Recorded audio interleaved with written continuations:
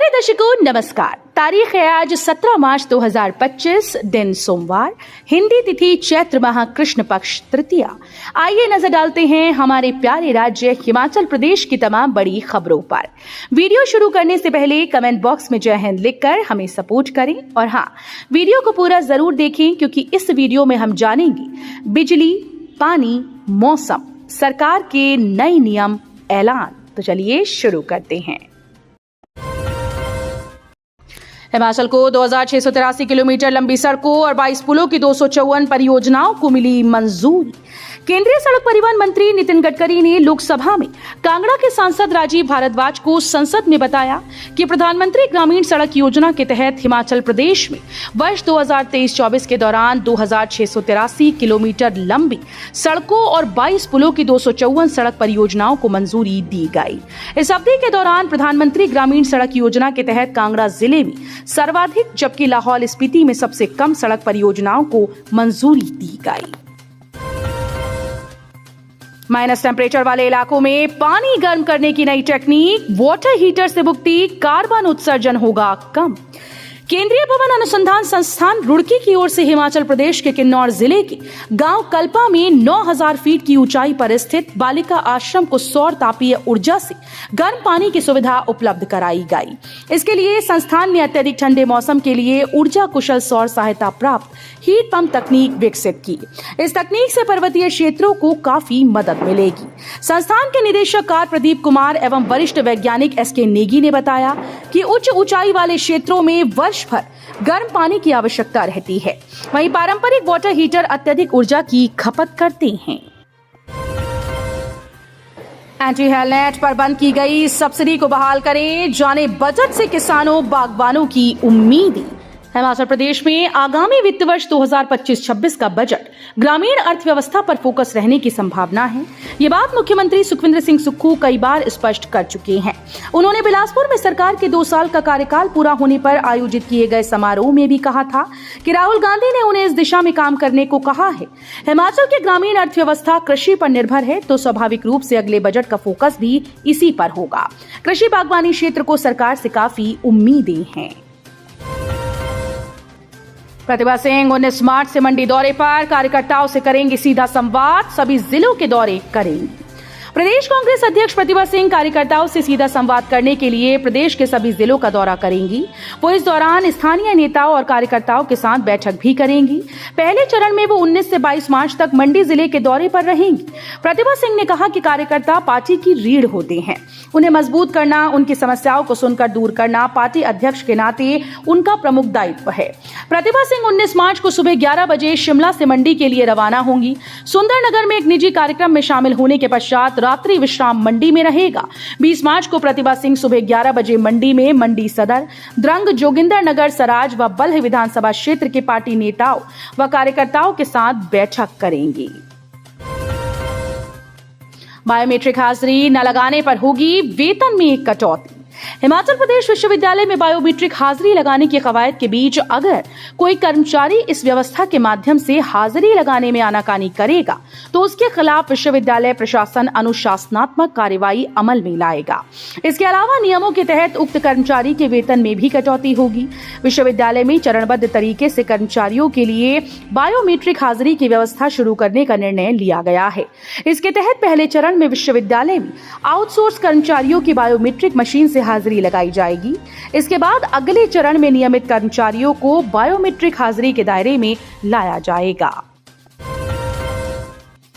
गेहूं की फसल बेचने को 103 किसानों ने करवाया पंजीकरण।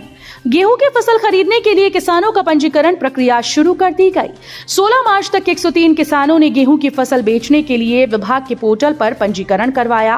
प्रदेश के गेहूं खरीद केंद्रों में 1 अप्रैल से किसानों से गेहूं की खरीदी शुरू हो जाएगी। किसानों ने गेहूं की फसल बेचने के लिए विभाग के पोर्टल पर पंजीकरण करवाना शुरू कर दिया है। विभाग के पोर्टल पर 103 किसानों ने पंजीकरण करवाया है, जिसमें से अभी तक 26 किसानों के पंजीकरण वेरीफाई किए गए हैं।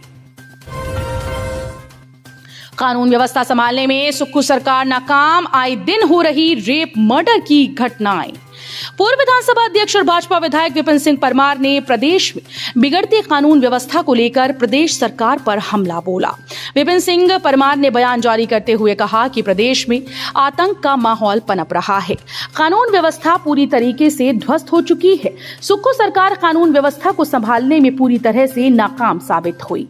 प्रदेश में गोलीकांड, रेप, हत्याएं होना आम घटनाएं बनती जा रही हैं। लोग खौफजदा हैं और सरकार आराम फरमा रही है। उन्होंने कहा कि सरकार की नाकामियों के कारण बिलासपुर में गोलीकांड जैसी घटना सामने आई है। बोर्ड परीक्षाओं के चलते पोस्टपोन हुआ टूर। अब इस माह एक्सपोजर विजिट के लिए सिंगापुर जाएंगे शिक्षक अब अप्रैल महीने में सिंगापुर एक्सपोजर विजिट के लिए जाएंगे। बोर्ड परीक्षाएं और बजट सत्र के चलते सरकार इन शिक्षकों को 13 अप्रैल के बाद एक्सपोजर विजिट पर भेज सकती है। हालांकि पहले उच्च शिक्षा विभाग के शिक्षकों को मार्च महीने में सिंगापुर भेजा जाना था, लेकिन बोर्ड परीक्षाओं के चलते अभी शिक्षकों का टूर पोस्टपोन कर दिया गया है। इसके अलावा इन दिनों बजट सत्र भी चल रहा है। ऐसे में अब इन शिक्षकों को अप्रैल के दूसरे हफ्ते में एक्सपोजर विजिट पर भेजने की योजना बनाई जा रही है। सक्षम के हौसले को सलाम। 5000 किलोमीटर का सफर कर ऐसे पहुंचा गोवा। औद्योगिक नगरी परवाणु से गोवा तक का सफर बाइक पर तय कर सक्षम शर्मा ने एक नया मकाम हासिल किया। सक्षम ने बताया कि बाइक पर हिमाचल, हरियाणा, पंजाब, राजस्थान, मध्य प्रदेश, महाराष्ट्र, कर्नाटक, गुजरात होते हुए गोवा पहुंचे। लगभग 5000 किलोमीटर का सफर तय कर 2 दिन गोवा में बिताकर 9 दिन बाद परवाणु वापस पहुंचे। रोजाना 700-800 किलोमीटर का सफर तय किया। वो कई बार बाइक पर काफी लंबी दूरी तय कर चुकी हैं। कृषि विभाग में उपलब्ध है गर्मियों के मौसम की सब्जियों के बीज। गर्मियों की आहट के साथ ही ग्रीष्म ऋतु की सब्जियों की बिजाई का कार्य भी आरंभ होने जा रहा है। कांगड़ा जनपद में लगभग 4700 हेक्टेयर क्षेत्र में सब्जियों की खेती की जाती है। ऐसे में ग्रीष्मकालीन सब्जियों के बीजों की उपलब्धता को लेकर कृषि विभाग भी चाक चौबंद हो गया है।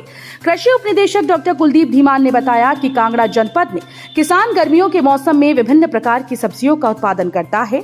आजकल टमाटर, बैंगन, शिमला मिर्च व मिर्च की पनीरी तैयार करके खेतों में रोपाई करते हैं और बेल वाली सब्जी जैसे घिया, तोरी, कद्दू, करेला, लौकी, खीरा इत्यादि सब्जियों की पोली ट्यूब में बीज पौध तैयार करते हैं। बम्बर ठाकुर गोलीकांड मामले में 3 आरोपी गिरफ्तार। 2 शूटर्स की इंस्टाग्राम रील भी वायरल। हिमाचल प्रदेश के बिलासपुर में पूर्व विधायक पर हुए गोलीकांड में पुलिस ने हिरासत में लिए 5 आरोपियों में से 3 को गिरफ्तार किया, जिनकी पहचान रितेश, मंजीत नड्डा और रोहित राणा के रूप में हुई। मंजीत नड्डा और रोहित राणा पर रेकी करवाने का आरोप है। वहीं 2 आरोपी शूटर्स की एक इंस्टा वीडियो भी वायरल हो रही है, जिस पर एक पंजाबी गाना लगा हुआ है। पौड़ाहारी के जयकारों से गूंजी धौलगिरी की पहाड़ियां। 2 दिनों में चढ़ा लाखों रुपए का चढ़ावा। बाबा बालकनाथ मंदिर दियोट सिद्ध में चैत्र मेले के तीसरे दिन ज्येष्ठ रविवार को देश विदेश से श्रद्धालुओं का सैलाब देखते बन रहा था। शाहतलाई से लेकर मंदिर के प्रमुख द्वार तक भक्तों के जयकारों से धौलगिरी की पहाड़ियां और मंदिर परिसर गुंजायमान हो रहा था। सुबह से लेकर दोपहर 12 बजे से 40,000 के करीब श्रद्धालु बाबा के दर पर शीश नवा चुके थे और उसके बाद भी श्रद्धालुओं की लंबी लंबी लाइनें लगी हुई थी।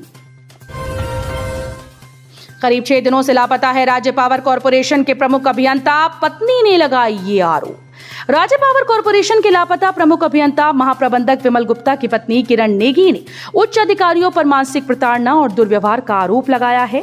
मुख्यमंत्री सुखविंदर सिंह सुक्खू को इस बाबत पत्र लिखकर 10 मार्च से लापता पति विमल नेगी को तलाशने की गुहार लगाई।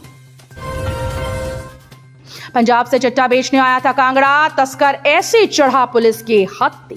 शनिवार देर शाम को कांगड़ा विधानसभा क्षेत्र के अंतर्गत ग्राम पंचायत इच्छी और ग्राम पंचायत गगल सीमा पर गगल सहोड़ा संपर्क मार्ग पर एक चिट्टा तस्कर को पकड़ा गया।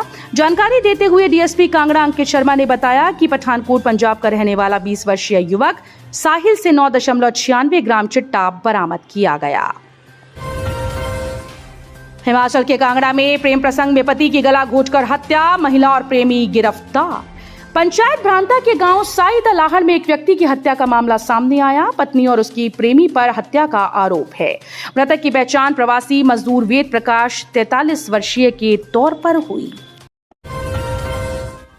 तो ये थी आज की फटाफट खबरें। हम मिलेंगे अगले बुलेटिन में, तब तक के लिए धन्यवाद। जय हिंद।